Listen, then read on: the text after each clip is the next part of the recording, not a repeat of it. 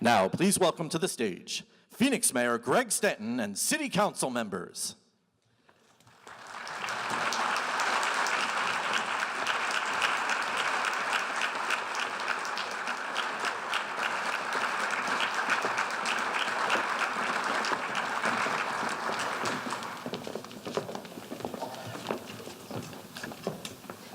And now, please welcome members of the Maryvale High School Choir to start this morning's ceremony.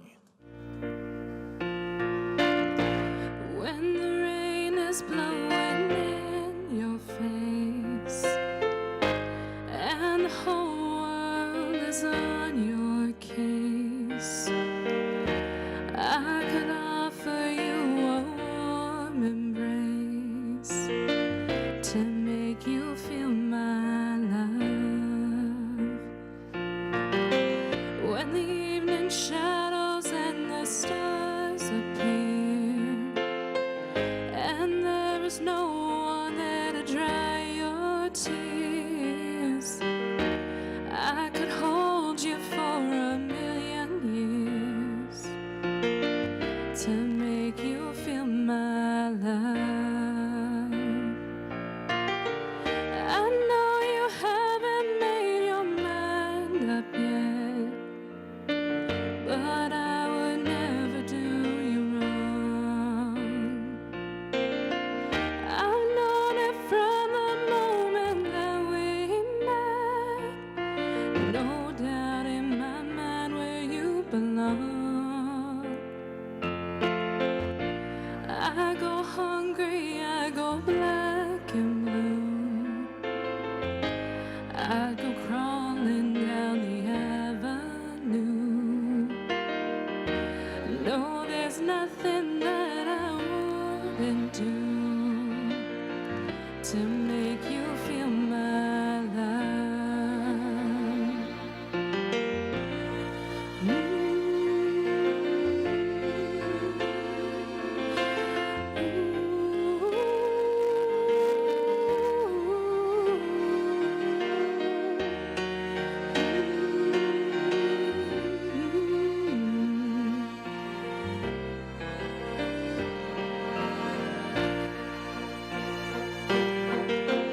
The storms are raging on the rolling sea and down the highway of regret. The winds of change are blowing wild and free, but you ain't seen nothing like me yet. I could make you happy, make your dreams come true. Nothing that I wouldn't do. Go to the ends of the earth for you to make you feel my love. To make you feel my love.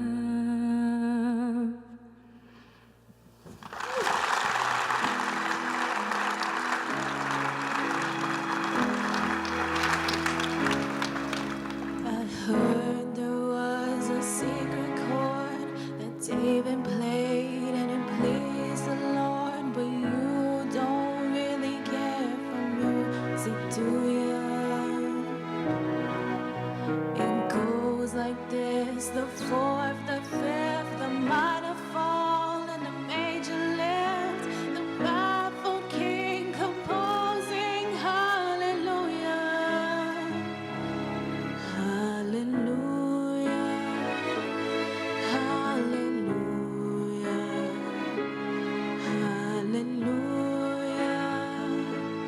hallelujah.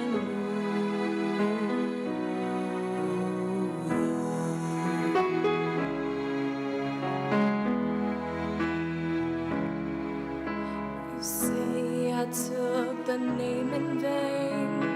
I don't even know the name, but if I did, well, really, what's it to you? There's a blaze of light in everyone. It doesn't matter which you heard, the holy or the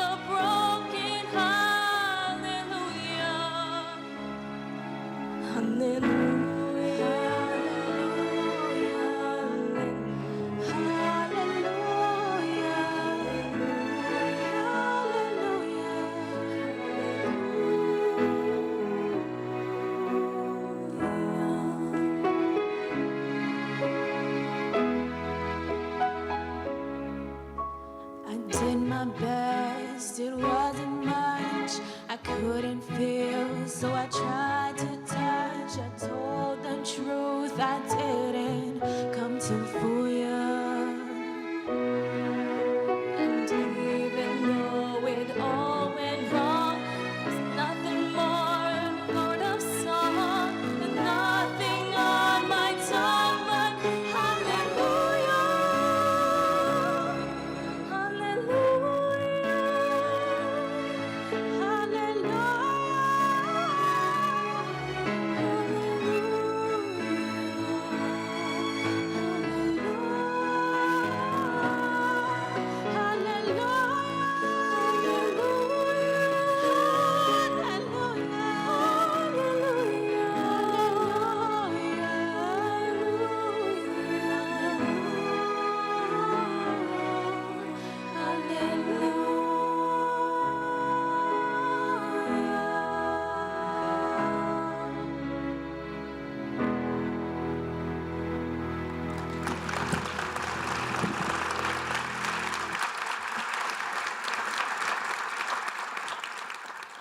Welcome to the historic Orpheum Theater in downtown Phoenix. I'm Phoenix Mayor Greg Stanton, and thank you all for joining us today for the 2018 inauguration ceremony for City Council members Jim Waring, Laura Pastor, Sal DeCiccio, and Kate Gallego. Let's give a round of applause to the great Maryvale High School Choir for that beautiful performance this morning. They have talent in Maryvale. And let's acknowledge also and welcome other members of our City Council, including Council Member Thelda Williams, Deborah Stark, Daniel Valenzuela, and Michael Nowakowski. Let's give them a big round of applause as well. Also with us today is our City Manager, Ed Zerker, and other dignitaries who are kind enough to join us for this great ceremony here in the city of Phoenix. Let me just name a few. Our great former Congress member, Ed Pastor, is here. Congressmember Pastor, thank you for your service. Please give him a big round of applause. Former Mayor Phil Gordon is in the audience somewhere. Mayor Gordon, welcome back. Good to see you. Former City Council member Maria Beyer, who represented District 3. Councilwoman Beyer, great to see you. Thank you for being here. Another former, or maybe recovering council member, Bill Gates, who now represents the county in District 3. Bill Gates, thanks for being here, Supervisor. Joanna Haver, Maricopa Community College's governing board member Haver, thank you for being here, as well as Judge John Hudson, who is the presiding judge of Gilbert Municipal Court. I'm sure there are other, please give a round of applause as well. I'm sure there are other dignitaries as well, so someone will pass me a note and we'll make sure we catch you during this great ceremony. We do appreciate you taking the time from your busy schedules during this New Year period to be here for this special ceremony. Now I'd like to welcome to the stage Dr. Janice Scott from the Arizona Faith Network, who will be offering this morning's invocation. Please rise if you can for the invocation. Good morning.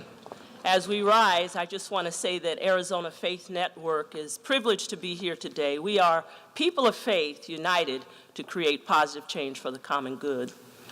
And as we gather with you today, Mr. Mayor and distinguished council people, we are reminded that we are called to pray for the city and its peace and prosperity, its shalom, its salam, that we have been held captive in, because in its peace, we will have peace. So let us pray. God, our creator, our sustainer, cherisher of the world, we thank you this morning for this time to invoke your presence in this place. We thank you for the power of your Holy Spirit that hovers over this city. And as we pray for its peace and its prosperity, we are reminded and thankful of all the great things that you've allowed this city to achieve.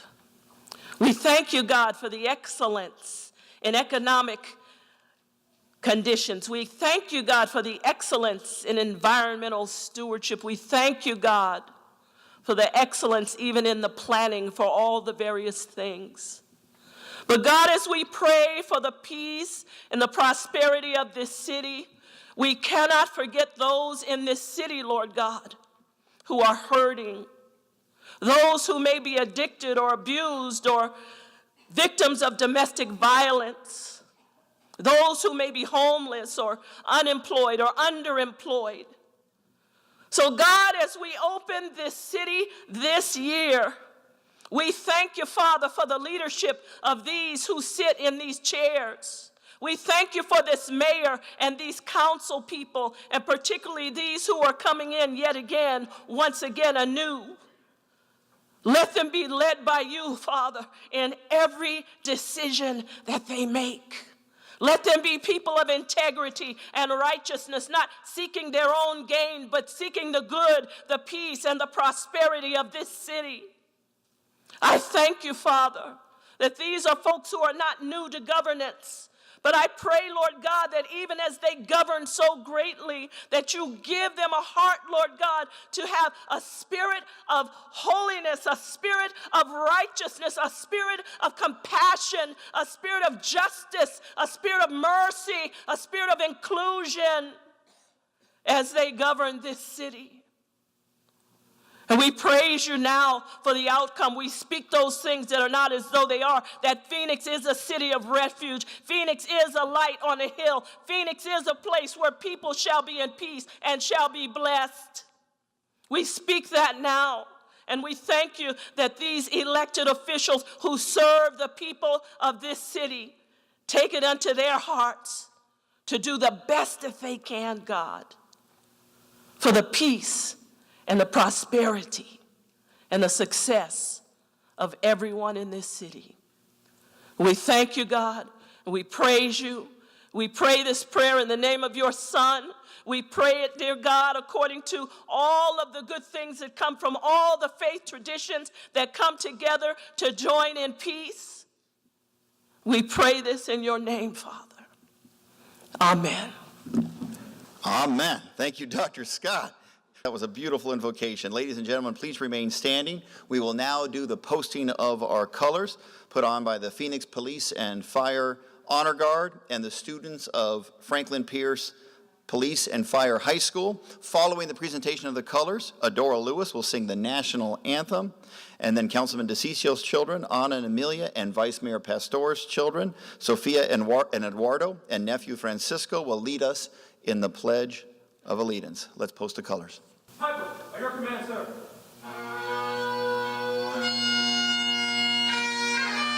Honor! Forward! Forward!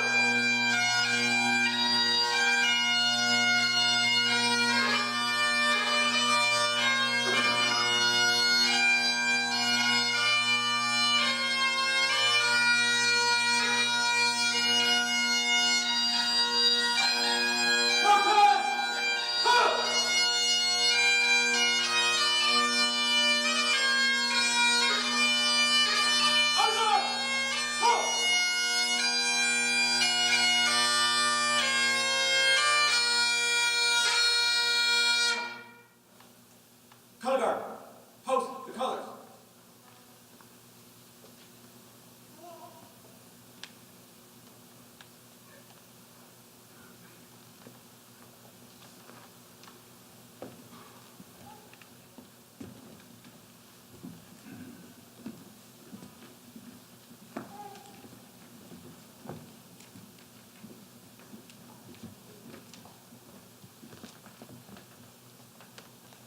Ready?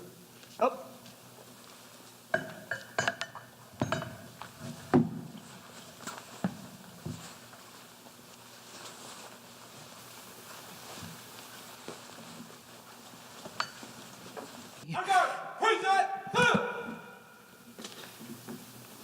Oh, say, can you see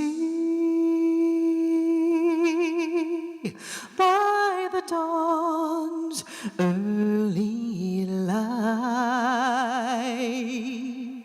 what so proudly we hailed at the twilight's last gleaming, whose broad stripes and bright stars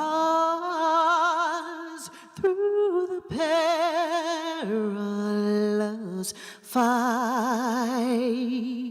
o'er the ramparts we watched were so gallantly streaming, and the rocket's red glare, the bombs bursting in air, gave proof through the night that our flag was still there.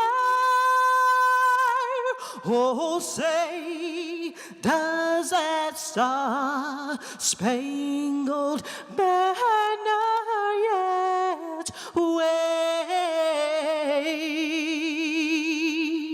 o'er the land of the free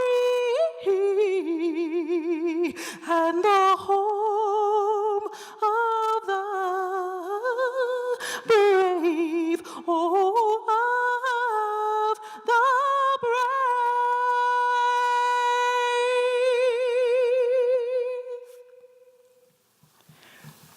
Ready, begin.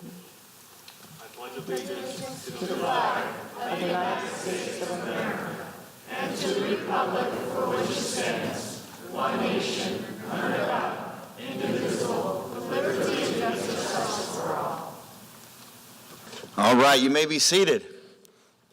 And let's give a big round of applause to our friend and recently retired city employee, Adora Lewis, for that beautiful performance of the national anthem. And to Anna, Amelia, Sophia, Eduardo, and Francisco for leading us in the Pledge of Allegiance. We're here this morning to witness the inauguration of 4 members of our city council, 4 returning members of our city council. So when I say that our accomplishments over the last several years are the result of hard work and dedication of all of our city council members, I'm referring directly to the great public servants with me on stage. By working together, we deliver excellent service to 1.6 million people of the city of Phoenix and beyond. And I look forward to continuing to serve alongside you and the work that we will accomplish together in 2018. Now it is time for members of the City Council to take their oath of office. So please welcome to the stage our Phoenix Municipal Court Chief Presiding Judge B. Don Taylor III, who will administer today's City Council oath of office. Judge Taylor, good to see you. And now, I'd invite District 2 City Councilman Jim Waring to join Judge Taylor for the oath of office.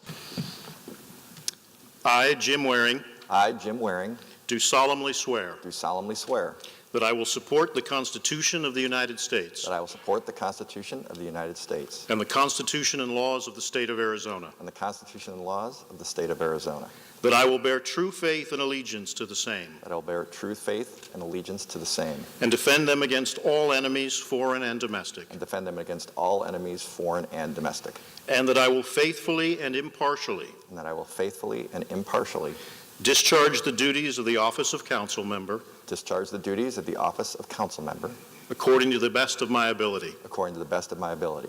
So help me God. So help me God.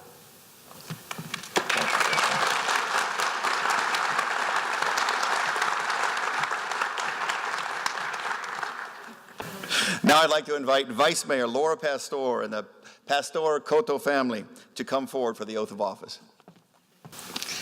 I, Laura Pastor, I, Laura Pastor, do solemnly swear do solemnly swear that I will support the Constitution of the United States that I will support the Constitution of the United States and the Constitution and laws of the state of Arizona, and the Constitution and laws of the state of Arizona, that I will bear true faith and allegiance to the same, that I will bear true faith and allegiance to the same, and defend them against all enemies, foreign and domestic, and defend them against all enemies, foreign and domestic, and that I will faithfully and impartially and that I will faithfully and impartially discharge the duties of the office of council member discharge the duties of office of council member according to the best of my ability. according to the best of my ability. So help me God. So help me God.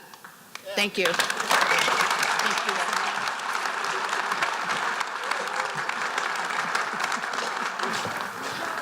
Now I'd like to invite District 6 Council Member Sal DeCiccio and his wife Debbie and daughters Anna and Amelia to come forward for the oath of office.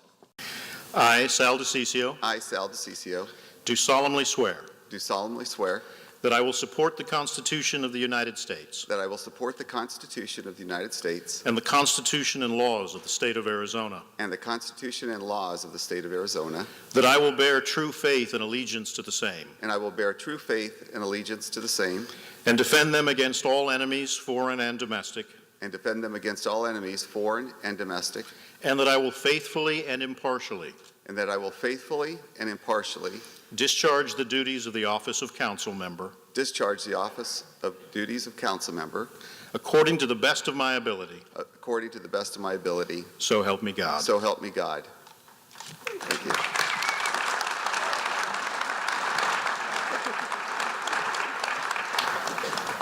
And now I'd like to invite District 8 Phoenix City Councilwoman Kate Gallego, her parents Julia and Jim, and son Michael to come forward for the oath of office.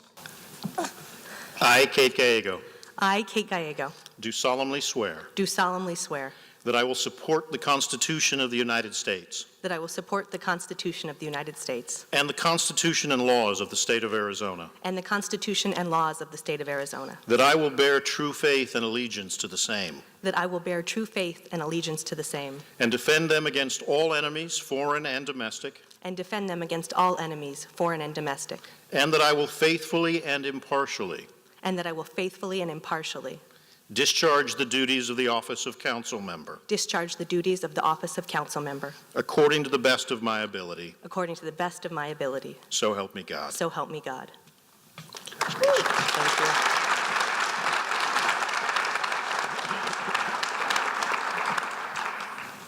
All right, thank you, Judge Taylor, for assisting us with today's swearing in. And again, congratulations to all 4 members of the City Council being sworn in today. Another big round of applause for our great council members. At this time, please welcome District 2 Councilman Jim Waring to share some thoughts at the podium.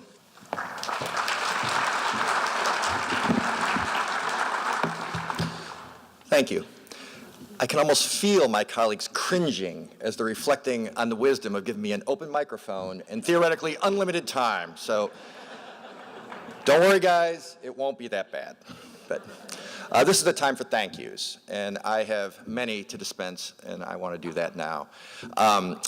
Laura Pastor asked me, your family's not here? I'm going to tell you what I told her. I love them too much to subject them to this speech. So, Kitty and I did not want the boys to feel they were being punished for something. There's plenty of time for them to equate politics and punishment at a later date. But all kidding aside, they're at home. They're a little young to probably appreciate all this. But I can tell you, I was single when I was first elected to office. And so I've done it kind of both ways. Doing it with a family and people who love you and support you, it's much better this way. So just really, from the bottom of our hearts, we appreciate all the support that District 2 has given us. Obviously, I wouldn't be here without the support of voters in District 2.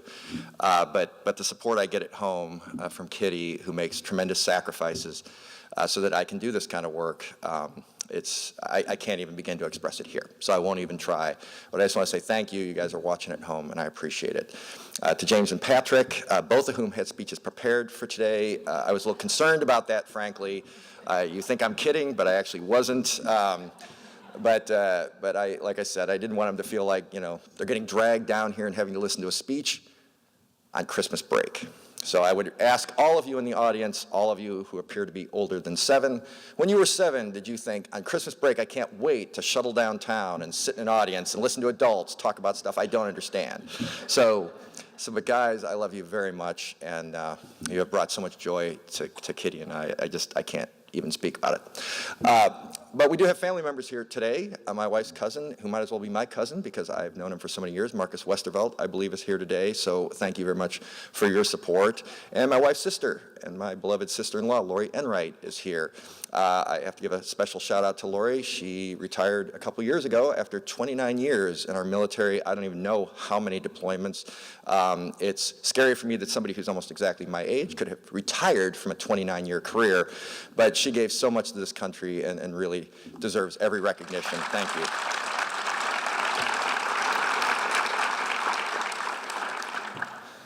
So I appreciate all the folks who came down that we invited today. I see many of you in the audience. I got to see hopefully most of you before the ceremony, but I appreciate it very much. Your support over the years has made all of this possible, and I deeply appreciate it. There are a few elected officials that Mayor Stanton was good enough to recognize, but I want to talk a little bit about the ones who are here at my invitation.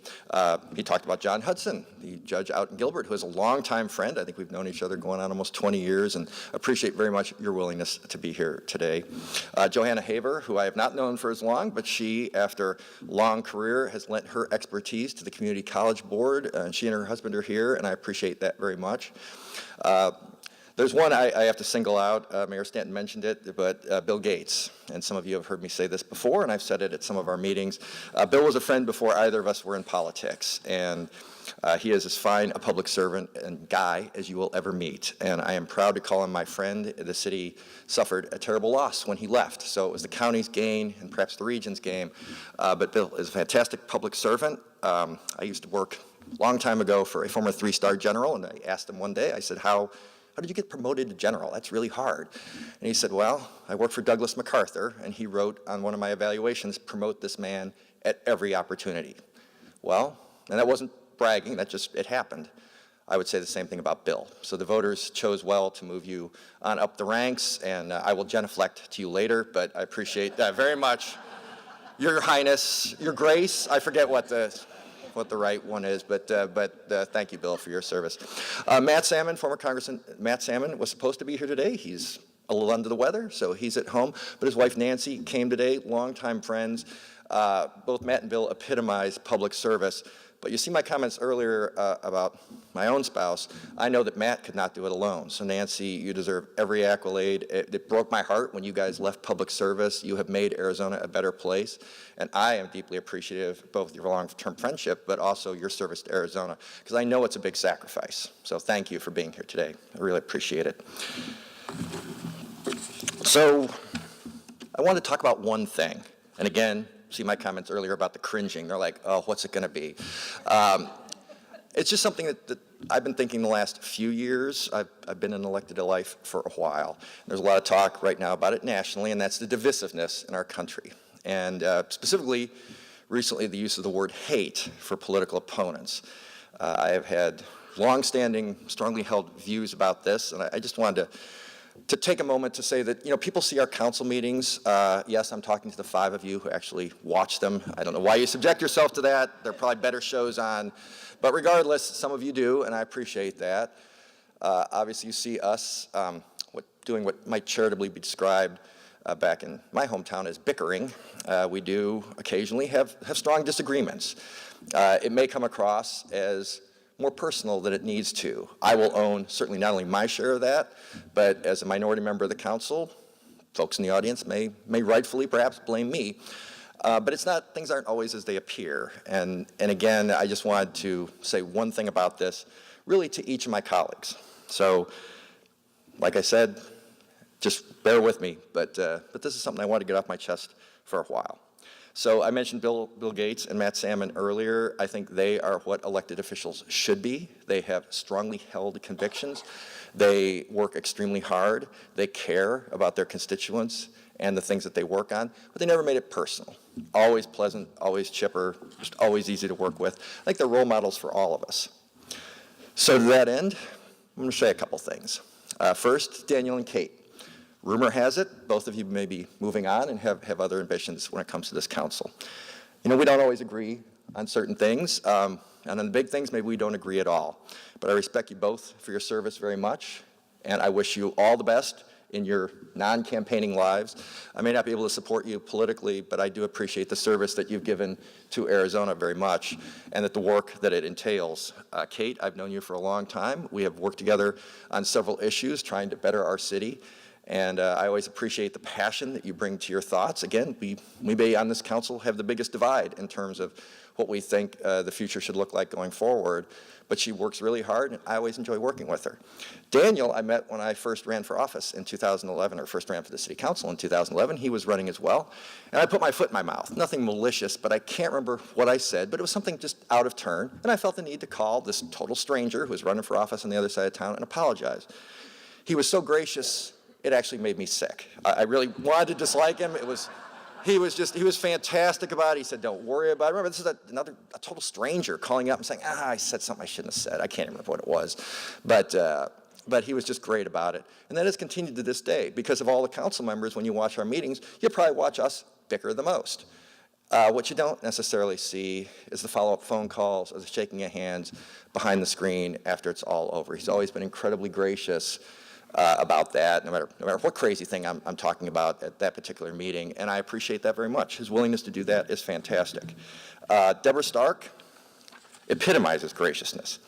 I had a good friend who ran against her when she was first running for office a couple of years ago, and what should have been an extremely awkward, it should have been extremely awkward. We sit next together at the council meetings, which I attribute to Mayor Stanton's impish sense of humor. It's the only thing I can think of. But we sat next to each other at the meetings, and instead of it being awkward, she was always friendly and gregarious, just outgoing. I cannot claim with any measure of sincerity that, frankly, I would have handled such an awkward situation so smoothly, so deftly. So I appreciate that very much, Deborah. I always enjoy working with you. Our districts are next to each other, so we probably work together, actually, the most up here on this council, as Bill and I did before, and I always enjoy working with her. Laura Pastor. So no matter how heated the discussions, I can always count on, well, a couple things. Death, taxes, and at the most inappropriate, odd moment, I will get in most heated moments at the council meeting, my text will beep and I'll look down and it'll be something from Laura along the lines of smile, stop, or, just lighten up a little bit. It never fails to make me smile or laugh. It actually has exactly the effect that I assume it was designed to have. And I've never told her I appreciate that. I really appreciate those texts. I get a kick out of it every single time. And evidence of that is I'm talking about it from a room full of people right now. So I appreciate very much Laura. She must get it from her dad, who is always a fun guy to work with. So I was happy to see that Congressman Pastor was here today. His years of public service probably go less recognized than they should, and so thank you for your service as well, Ed. Michael Nowakowski. So Michael and I, we don't always work as much together as some of the other guys. I always enjoy working with him because he is like the Fonzie of the council. Dating myself here a little bit with that reference. My kids would be like, what? But I always appreciate Michael because he's always calm. He's always got it together. He always seems to know what's going on. I don't know if he does know what's going on or not, but he actually seems like he really has it going on. He really seems on top of it. But what you guys don't know from watching our meetings is he's funny.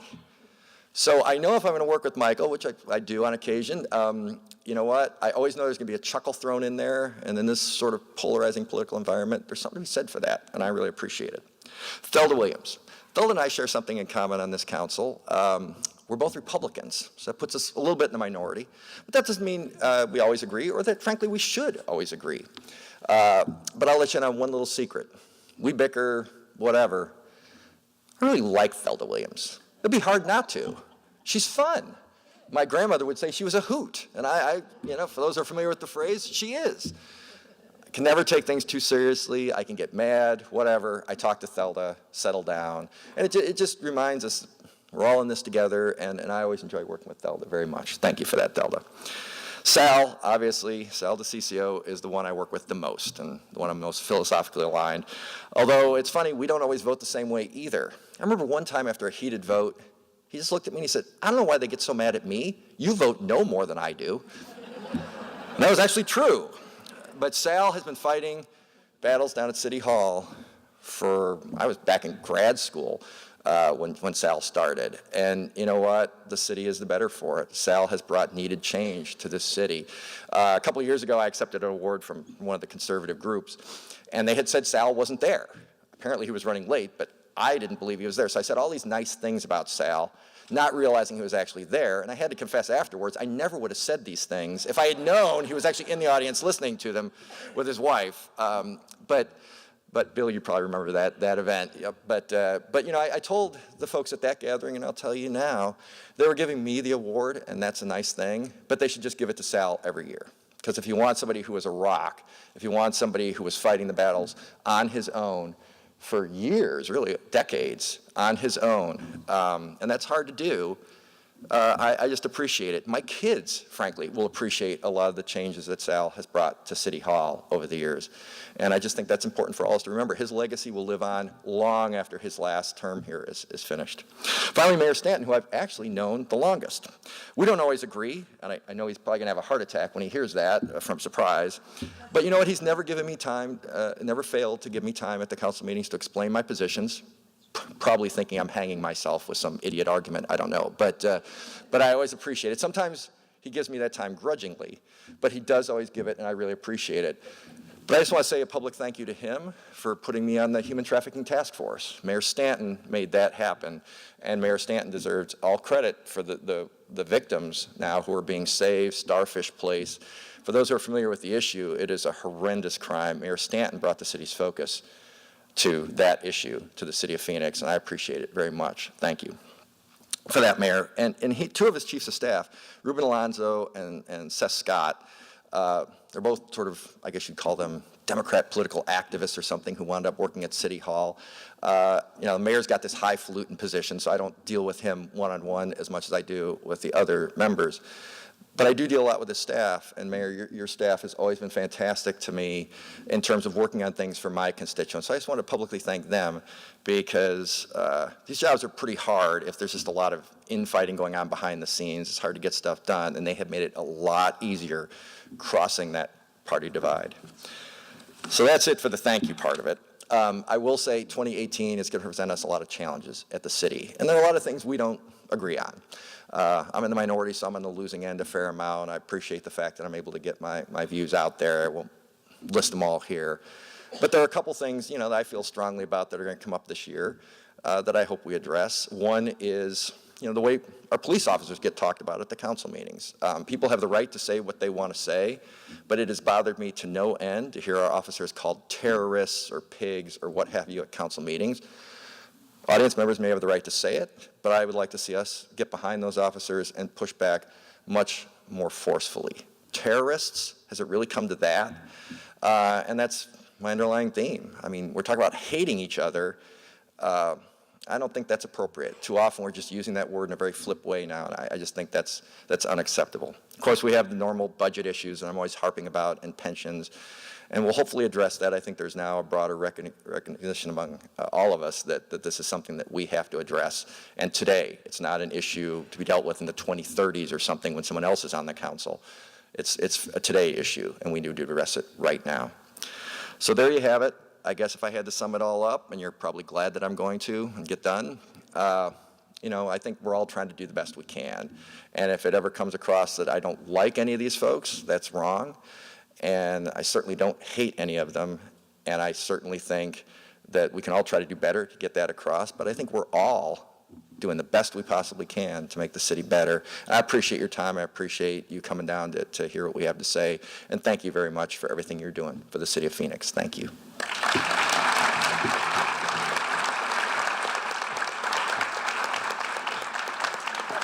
Thank you very much, Councilman Waring, for those kind words.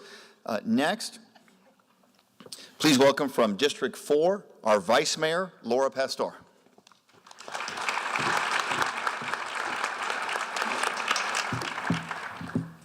I have a little formal speech. To my family, friends, and Phoenicians, good morning, and thank you for joining us today. We enter this new year with great hope going forward based on the things we have been able to achieve the last 4 years. We also come into it with some degree of apprehension, not only because of uncertainty among our ranks, but because of the forces surrounding our community. Now, more than ever, we need to accept our personal responsibilities that we share with our Phoenix neighbors and focus locally on how we shall overcome some real challenges that will befall us in the coming months and years.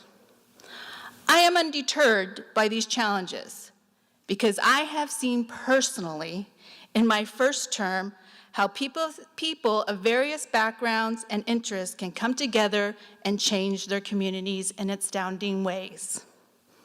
I have witnessed the tremendous power of creative collaboration among associates and even those with differing viewpoints and generations, and I have been inspired by it. Here are just a few unsung heroes and exciting stories that make up part of the tapestry of District 4.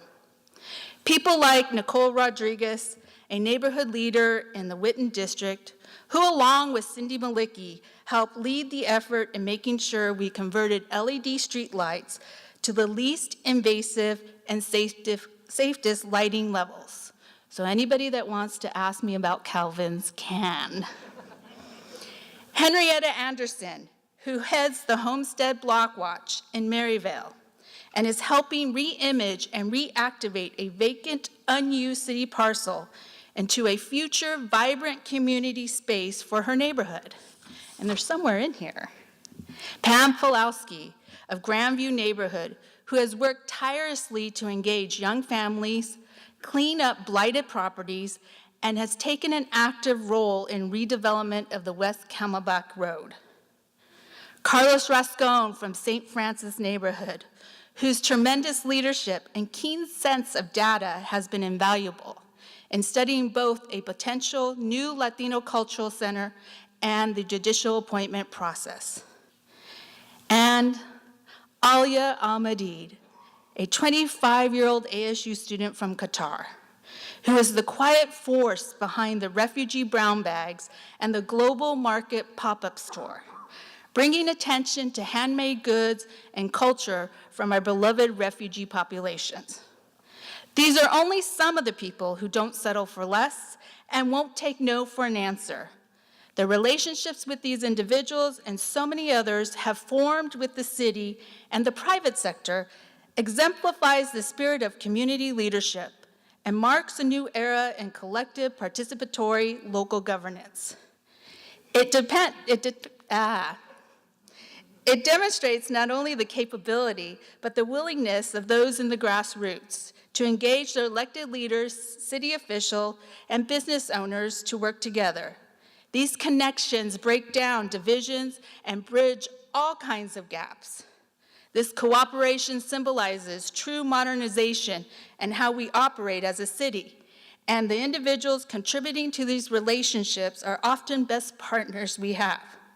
Just look at so many who have taken it upon themselves to confront important issues and reshape our city's future for the better.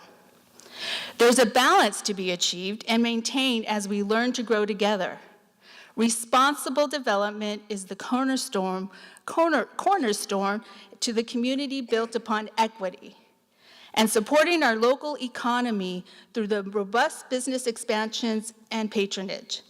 Continuing to invest in our education infrastructure is critical as well. Making higher education accessible and affordable and advancing the mission of our local community colleges will serve only to reinforce the workforce for the future. This kind of advocacy, activism, and alliance is critical, not only because of the direction we wish to take the city in, but because change is coming.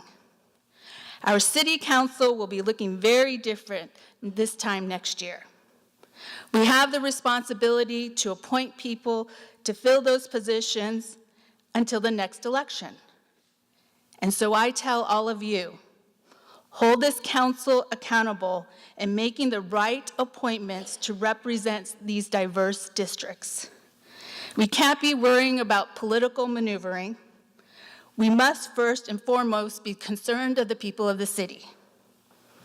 Now is the opportunity to take advantage of partnerships we have made, to be the shining example of how things can be done when many creative individuals come together, share ideas, and put innovation into practice, to illustrate the clear benefits of synergy no matter how much others try to tear us down.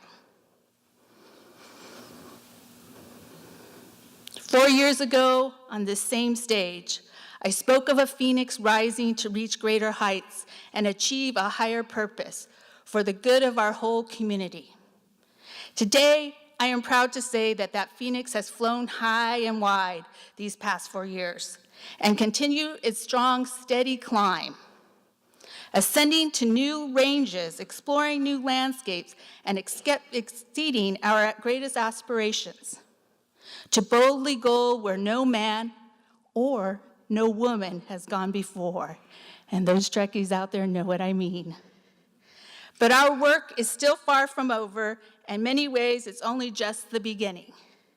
The phoenix still has further to fly and higher to rise. It will continue its journey as we do so today, and we will keep attaining new and unexpected summits. I ask you all to join us as we strive to keep the phoenix, if we keep the rising and keep achieving. And remember, the force will always be with you. And that one's for Jim, Star Wars.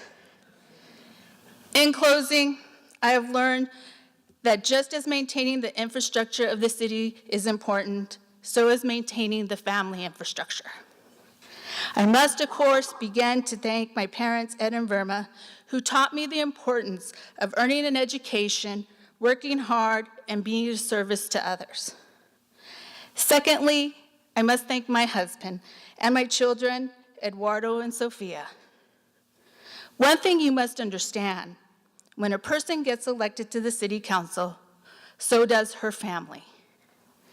They must make sacrifices for demands this job entails. I couldn't be here without them. Thank you, Henry, for doing all the chores around the house that you have picked up so I can be at neighborhood events. And Eddie, which to me is Eduardo. Are you there, Eduardo? And Sophie, thank you for your understanding that I have to go to so many meetings and can't always be there for your baseball games or your arts and crafts. Please know that my heart is always with you, even when I'm not. I also want to thank my extended family for helping us, at times caring for our children when Henry and I cannot. Thank you to the many neighbors in District 4 without whom we never realized our many successes. I've been fortunate to work with my colleagues on the council, and while I may not always agree with them on every issue, I will always respect and appreciate them. I want to express my thanks. Finally, I have the opportunity to work with some amazing talent here within the city structure. And I have observed the innovative spirit among many staff that leads to so much positive change. My sincerest gratitude to all of you. You serve as the backbone of the city, and for that, you have earned my admiration and praise. Thank you. Thank you all very much from the bottom of my heart. May God continue to bless you as He has me and this great city. This Phoenix, which is still in the first stages of a collective rebirth and will continue to rise upward, onward, and forward. Thank you.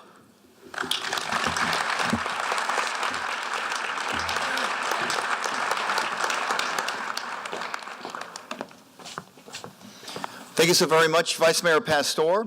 Now, please welcome District 6 Councilman Sal DiCiccio.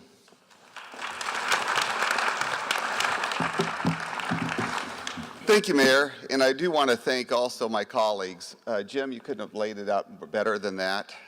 We all get along really well. Sometimes it doesn't seem like it, and sometimes just like any other family, you do have your issues and you do have your fights, but internally we all get along really well, and I do want to thank all the council members. You guys have been fantastic to work with. You've been amazing to work with, and you know, they all care about our city. You know, we have a difference in opinion because that's just, you know, we're all different. And my wife and I don't always agree on everything, and I'm quick to hear that, you know, but the bottom line is we all do get along, and we all do like working with each other. Laura brought it up the best when she talked about the family. The fact of the matter is, even though we're at the front, our family's always there.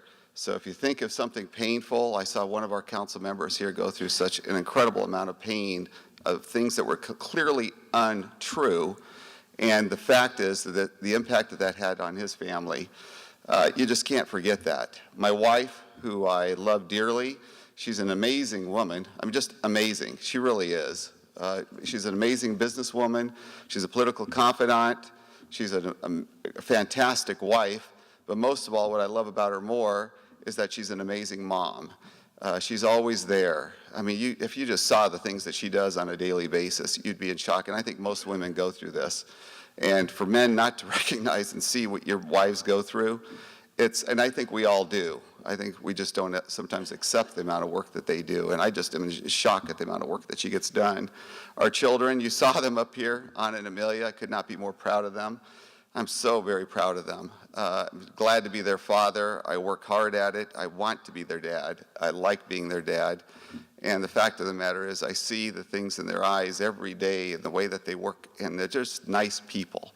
And as a father, that's all I want from them. I just want them to be nice. And they're just good people. And there are two people that aren't here today that I wish were, that really shaped our lives. One is my father. He passed, and then 2 or 3 days later, my father-in-law, Ed, passed. And it was just a really rough time in our family. And Joanne, you're here, my mother-in-law. If you could just raise your hand, I want people to recognize who you are. She's right there. Thank you, Joanne. My mom, I hope you're watching me on TV. You're always asking where I'm at. Here I am. But no, I try to see her every day, try to spend an hour with her every day. We go on little walks. She just couldn't make it here today, and I just love you dearly. The things that you and Dad have taught me, if I could be half the man that Dad was and is, I'd be very proud of myself. I want to thank everybody over the decades that have been here that have made our city a fantastic place to be. Our city manager, Ed Zerker, and his entire city council, or his entire team at the City of Phoenix, over 13,000 employees who dedicate their lives every single day. Ed, thank you. Chris Meyer, wow, the guy's a rock star. I also want to thank our police officers. Jim alluded to this. They deserve better from all of us. Our police officers go through a grind on a daily basis. They are short-handed, short-staffed. They deserve better from us than what we see at some of our council meetings. And I would appreciate it if all of you would, when you see a police officer, just thank them. Just thank you for what you're doing. Thank you for protecting us. Let them know how much we care as a city, because we do.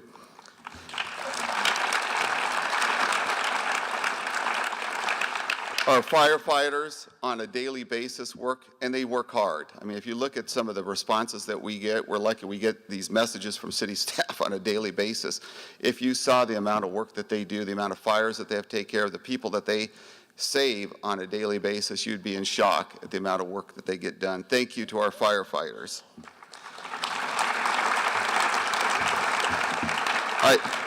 Now, this is going to sound unusual, but I want to thank our government unions. Believe it or not, we don't agree. But, you know, they do an amazing amount of work. I don't know if Frank Piccioli is here. We've gone out to dinner a few times. We get along. We're all agreeable. Sometimes we just don't agree on the direction of the city of Phoenix. But those labor guys do work hard for the city of Phoenix. I know it doesn't sound like it when I talk sometimes, but they actually do. And they do work hard. We just don't agree on direction sometimes. And Frank and those other members of the labor groups, thank you for being here today. I appreciate all that you do. I also want to thank, I saw earlier too, and like Jim said, this is the time to thank people, and I saw them in the audience. Kathy Langmaid, Mark Shear was here. I had to write these notes down. Barry Paisley. Oh, Barry, you've just been an amazing person. Barry and I ran against each other. We've turned out to be good friends. And he's just an incredible person. I mean, if you wanted to model your life after somebody, he's the guy you would want to do that with. He's on the Village Planning Committee. Craig Tripkin, I think I saw you here earlier. Your work with the homeless, the things that you've taught me over the years, and how to understand homelessness issues is just amazing. Thank you for all that you do. I want to thank my campaign staff I saw some of them here, Layla Ressler, Annie Warren, Nathan Brown, Tim Mooney, Chuck Warren. Thank you so much for all that you did to help me get elected. My wife, doesn't like you that much over this. No, I'm just kidding. No, just kidding. No, she's all over it. When I first ran my when I ran my first race. Oh, Paul Barnes. I just have a little note. Paul, you're here. Paul Barnes is an amazing individual. We should all respect the work that he's done to shape our city since over the years. Over 30 years, he has dedicated his life as a volunteer in the city of Phoenix. I saw him earlier. I didn't know if you were coming or not. The amount of work that that man has done to shape our city, to make our city a better place, we all deserve to thank people like him and all the other volunteers that work at the city. Thank you. You know, when I ran the first time, I could not have imagined the amount of work that we have to do in front of us and the amount of roads that we're going to have and the many challenges. But the thing that makes me every day, that makes me happy, that drives me, is the amount of victories that we've had, and they have been very successful. I mean, we have been very successful as a city as a whole, and very successful moving the city of Phoenix in a more fiscally responsible and accountable way. We push every day on this thing. I know that's one of the things that Jim and I were talking about, but fiscal accountability matters. Doesn't matter whether you're a liberal or a conservative. It just doesn't matter. The fact of the matter is, if the money's not there, you can't do anything. Nothing will get accomplished if you cannot do things in a fiscally accountable and responsible way for the taxpayers. They deserve that from all of us. Working with council members Michael Nowakowski, Thelda Williams, Jim Waring, we got rid of the regressive food tax. The tax on the poor proportionately hurt them the worst. And we were able to eliminate that. We were one of the few cities in the entire valley, entire state, that eliminated a food tax. And that was one of the worst taxes that the city of Phoenix had ever imposed. I can understand the arguments for it, but the arguments against it were even more important. And thank you for all the work that you did on that. Well, Mayor Phil Gordon, there you are. No, that's Bill Gates. I can't see up here with these lights. You know, it's really hard. But Phil Gordon, you know, he and I, believe it or not, turned out to be really good friends. He's an amazing individual. He called upon me and said, Sal, I want you to chair a committee making the city of Phoenix the best in the country to do business, to be able to retain jobs and create jobs. With that, we were able to create 24-hour permitting. And we are now the fastest in the nation. The National Federation of Independent Business has ranked Phoenix #1 in the country for job creation and job retention. Phil, thank you for doing that and working with us. And I want to give special credit to Councilwoman Deborah Stark, because if it wasn't for her, we would not be here today. Deborah, thank you for all the work you did on that. It's not in here, but I got to talk about this one little thing with Thelda, because I've realized a lot about her too, is that, you know, when we were really working hard on that, it was just very difficult getting it through, because we're putting the city of Phoenix on an entirely new model, just a brand new model, one that made us the best in the country, and there's always some uncertainty with that. I met with Councilwoman Williams, and she looked at me, she goes, you know, I know this is hard on you right now, Sal. She goes, just get it done. And thank you, Thelda, for all that, because if it wasn't for your support, we would not be here today. Jim Waring has been a stalwart on it. Bill Gates was here at the time. Guys, without the work that all of you did, we would not have been able to get this thing accomplished. Again, working with Councilman Williams, the city of Phoenix, and most of you don't even realize this, we were one of the first city, if not the first cities in the entire country to have zero-based budgeting. First. We went from a budget that showed only about 67 pages, I think it was, to over 600 pages of minute detail, so that the public can now look at it, detail, line by line by line, with the utmost transparency. And it made me realize how important you are, Thelda. All roads go through Thelda at this council. If you think any of us have anything to do, that's the lady you need to be talking to, because without her support, you're not going to get anything done here, because she does make things happen. She went through a really rough time too this year. God bless you for all that you've gone through. It's been a really hard one, and our hearts and prayers are always with you.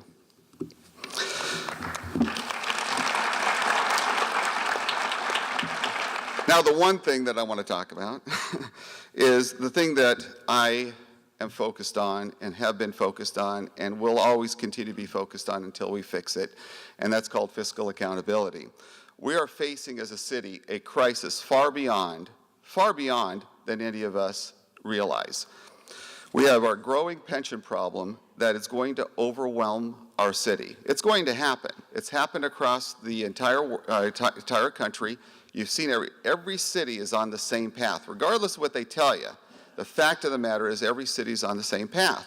We're just at a different place because we have growth occurring in our economy. The minute growth stops, you will start to see the impact of the pension problem in a worse way.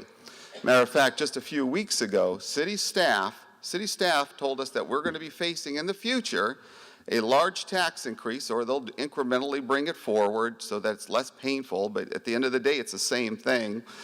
That won't fix the system or won't fix the pension problem, but you're looking at a large tax increase over time or immediately, or you're going to be looking at severe budget cuts. And these are unacceptable. We can't fix it. All the gains that we have seen at the City of Phoenix, all these gains, 24-hour permitting, the growth, being labeled one of the best in the nation, will be swept away if we do not fix our pension debt. And we owe these monies. That means we have to pay them. The question is whether or not we have, and we're willing to do that. Phoenix can no longer pretend to do business as usual anymore. The status quo is unsustainable, and the center will not hold. It will not hold if we do not fix this. If we simply transfer funding from light rail expansion, not on all of it, but on some of it, we can not only go a long ways toward addressing the pension crisis, but we can put more money into buses and serve a larger percentage of individuals, the public that we serve, and we can put more money into repaving our streets. We can do that with just the funding part of the light rail for just the expansion part of it. Is the plan perfect? No. Is it ideal? It is not.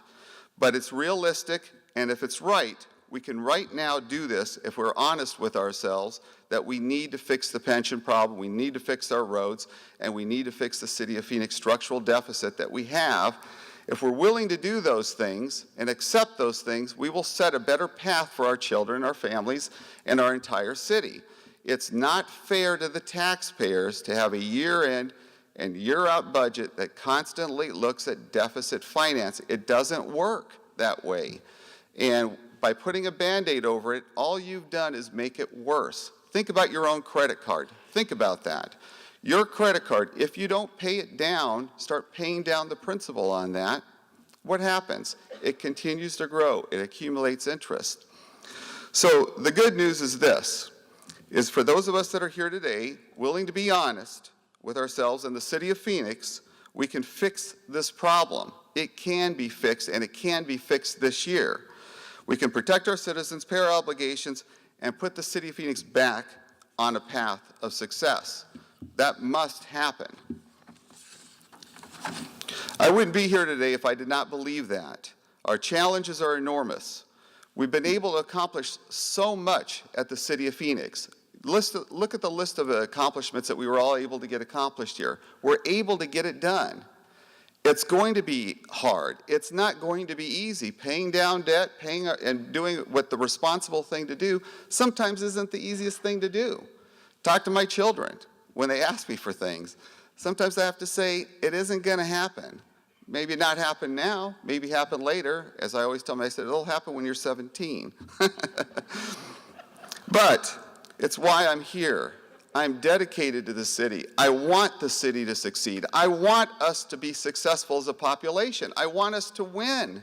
I want us to be that city to where we can solve these problems. We can look at history and we can bow before it as it gets squashed on the tracks, or we can choose to stand tall. I want to do it, and you're going to see this happen this year. Thank you, Mayor. And Mayor, thank you for all that you've done. One of the things I forgot to acknowledge is the work that you, Mayor Gordon, Skip Remza had done in the downtown. Look at the downtown. If it wasn't for Mayor Stanton, Phil Gordon, Skip Remza, and those individuals, the work that you did on the downtown is because of the work that you've done in the past. Thank you for all that. Thank you, everybody.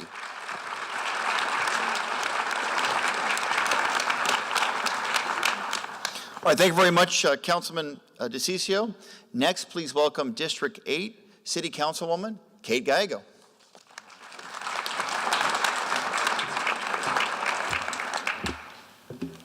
Four years ago, when I stood here, things were very different. The city of Phoenix was recovering from a difficult downturn.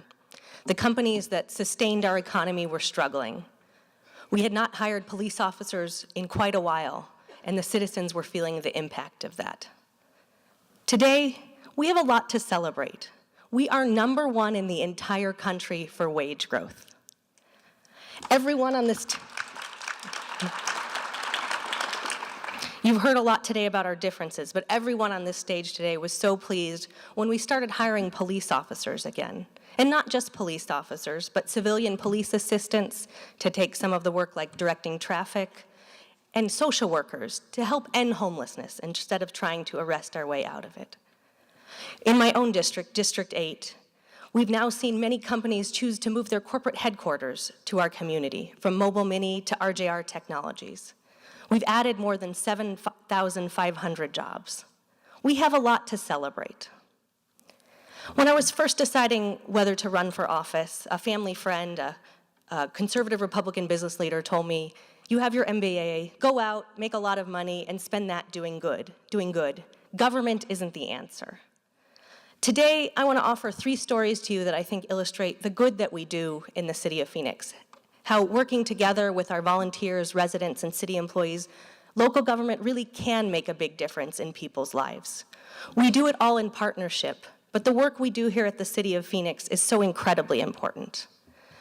I want to talk to you about the work we did on our citywide transportation campaign, the great renaissance that's happening in our warehouse district just south of downtown, and a program that our court system has been doing, an assistance program that has made a really big difference for many people who are struggling. Then I want to talk to you a little bit about the theme that we've heard throughout the day, which is good government and working together in a bipartisan way, and what I hope we can do in that area. I hope it will give you renewed confidence in the great work we're doing at the City of Phoenix and appreciate all the work that our city employees and volunteers do. I'll start with our transportation campaign, now called Transportation 2050, which was on the ballot as Proposition 104. When I was running for office originally, I heard a lot about the state of our transportation system. The city was repaving roads every 65 years, which I think meant that some of our potholes might have been eligible for Medicare. I, along with Councilman Nowakowski, represent the area south of downtown. That area had been left off the map when the county passed Proposition 400, the countywide transportation plan. The county had a long list of light rail extensions that they planned to build, but South Central wasn't on it. It was a really important extension, one that serves a population that really needs it, where the majority of people don't have a car. An extension where people can get access to education, to good jobs, to good health care, just with a ride on the rail. I had the pleasure of chairing Proposition 104 and working with many of my colleagues to get the approval from the voters. Now, thanks to the passage of Proposition 104, we will be repaving streets every 10 years, so those potholes can throw away their Medicare cards. Not only has the South Central Light Extension been added to our countywide plan, but if you drive south on Central today, you can actually see people beginning to work on it. And we're working with the neighborhoods to make sure that it's a benefit for the people who are already there, a real win for the people in our community, and that it celebrates the rich history that it will be going through. I can't wait to get on board that line. It will go through Phoenix's warehouse district, an area just south of downtown where there's a bunch of warehouses that used to load agricultural produce onto the Union Pacific Rail line for distribution throughout the country.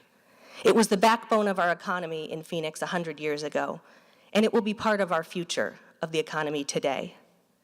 When I was running for office, there were a lot of great buildings, but many of them were vacant. The area had significant infrastructure challenges, whether it be streets, sidewalks, or drainage. Every time it rained, a lake would form on Buchanan Street. It was so bad that one architecture firm in the area sent out a Christmas card with all of their employees water skiing on Lake Buchanan.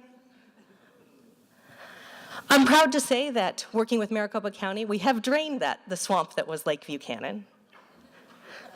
Working with the business owners in the area, our folks in community and economic development at the city have developed a branding campaign for the warehouse district.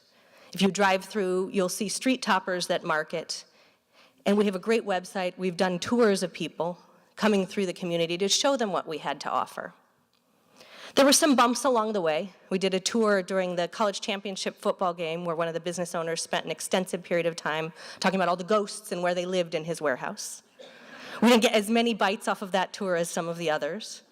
But overall, it's been a dynamic renaissance. And we've now got national recognition for all of the technology and creative companies that are locating in the warehouse district. It's made several top 10 lists nationally for an up-and-coming area. Even if you don't go to the warehouse district, you benefit. When the ratings agencies did our last guidance for the city of Phoenix, they said the growth in technology companies was one of the reasons they were very optimistic about the future of Phoenix. It's a very exciting time for our city. Our economy is growing more diverse. We're becoming more of a knowledge economy.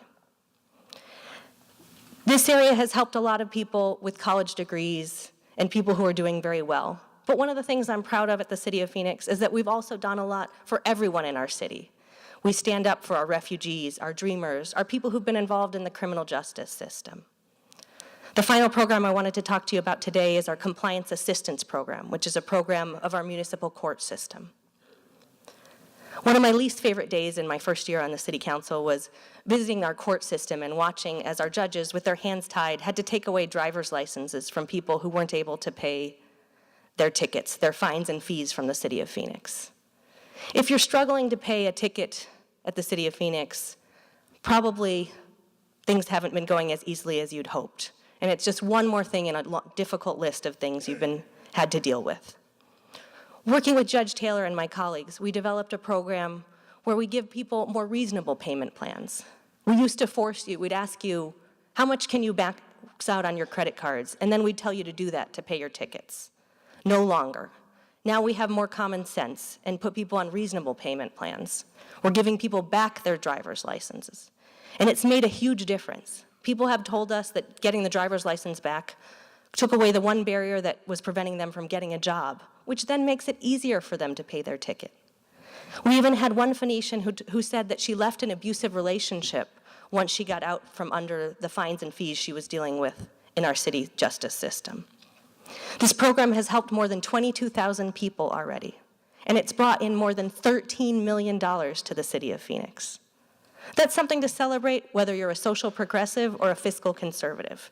It's showing that when we work together, we can find solutions that make people's lives better. These programs have been such a pleasure to be part of. We really, I think, don't celebrate enough our successes at the City of Phoenix.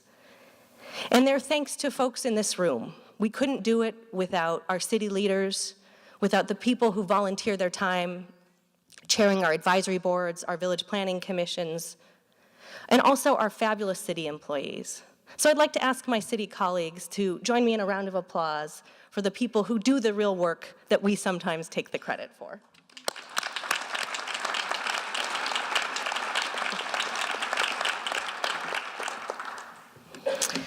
Like most of our best ideas, they come from the people in our community who come to us as elected officials with good suggestions. A theme I think I've heard from all of my colleagues here today was that people are very interested in us working together, crossing partisan divides, and investing in good government and transparency. One of the issues I heard about quite regularly while running for office for this re-election was that people feel a little bit of concern about the state of our democracy and the negativity. They don't like the negative ads, the attacks, and they want to know more about transparency and what's behind all of that. Who's paying for it? What do they want? So today I'd like to suggest we follow the lead of other communities, including Tempe, and require disclosure of dirty money or dark money in contributions. I think that if people have to put their name on their speech, they might be more careful what they say and spend more time talking about what they're for. But either way, the citizens deserve to know.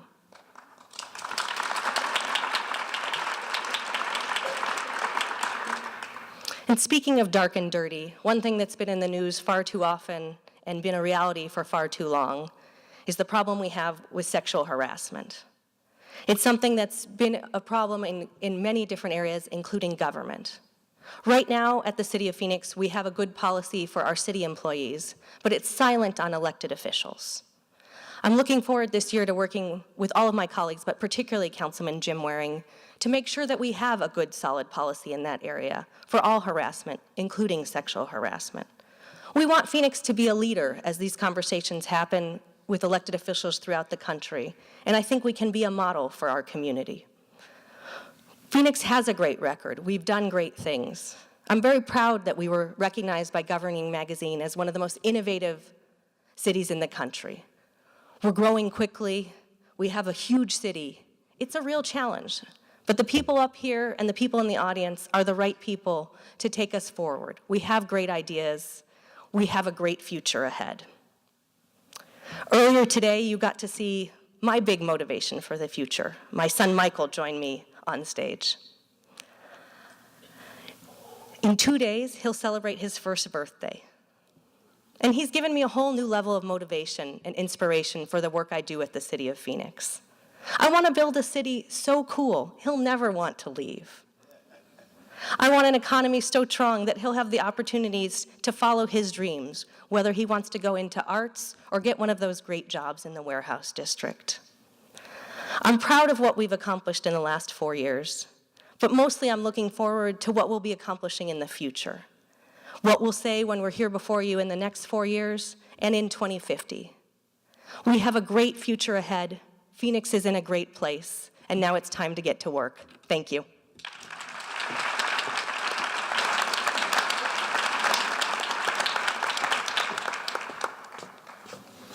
All right, once again, congratulations to our great city council members sworn in today. Thank you all for joining us for today's occasion. Now, please welcome Rabbi John Linder of Temple Salel to provide us with the closing benediction. God of all people and all understandings, bless our re-elected and current city council members, our mayor and their families. The promise of Phoenix as a beacon American city is reflected in the diversity of our leaders. DeCiccio, Gallego, Nowakowski, Pastor, Stanton, Stark, Valenzuela, Waring, and Williams. The vision each of you brings to our city and state represents the hopes and dreams of your constituents who put their faith and trust in you. In a country too often bitterly divided along partisan, race, economic, and religious lines between haves and have-nots, you have the opportunity and obligation to rise above it. The possibilities that lie before you not only depend on creative, innovative ideas, being able to think outside of the box, but your ability to respectfully hear one another and compromise for the greater good of our community. As you stand on the shoulders of those who have come before you, so will your legacy provide a foundation for those that follow. Lead with kindness and compassion. Provide our first responders the resources needed to keep us and them safe. Honor our veterans. Remember the most vulnerable in our community. Our greatness as a city will always be measured how we treat the least amongst us. It is with deep gratitude that we thank you for the leadership and the sacrifices you and your families make for the welfare of our city, state, and nations. May this beginning of a new term, the beginning of a new year, bring health and wholeness, peace and prosperity, as we say together, Amen. Thank you, Rabbi, so much for those beautiful words. We will actually, the final concluding event, because they were so great at the beginning, will be one more musical number by the members of the Maryville High School Choir. So please be seated for the final song, and then our ceremony will be completed.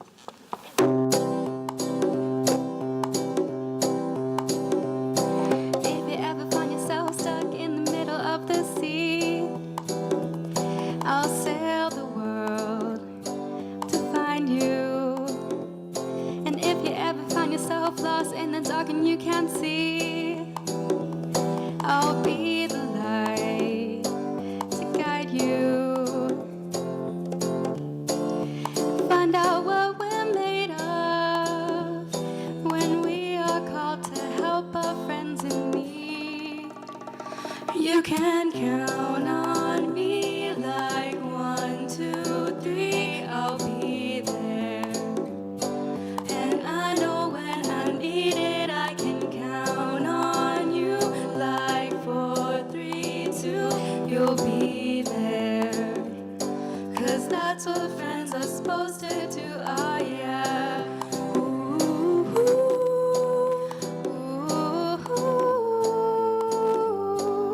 yeah, yeah. If you're tossing and you're turning and you just can't fall asleep, I'll sing a song beside you. And if you ever forget how much you really mean to me, every day I will remind you, oh, to find out what we're made of when we are called to help our friends in need. You can count on me like 1, 2, 3. I'll be there. And I know when I need it, I can count on you like 4, 3, 2. You'll be there. 'Cause that's what friends are supposed to do. Oh yeah. Ooh,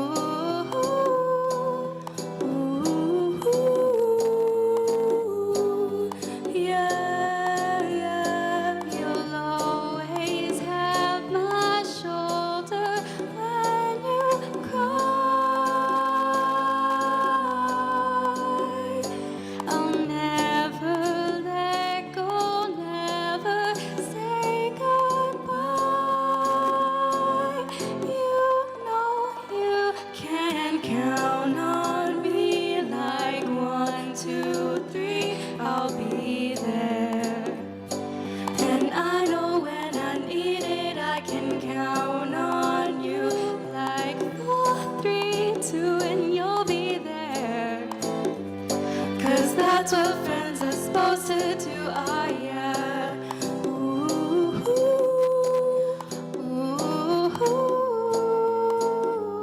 you can count on me 'cause I can count on you.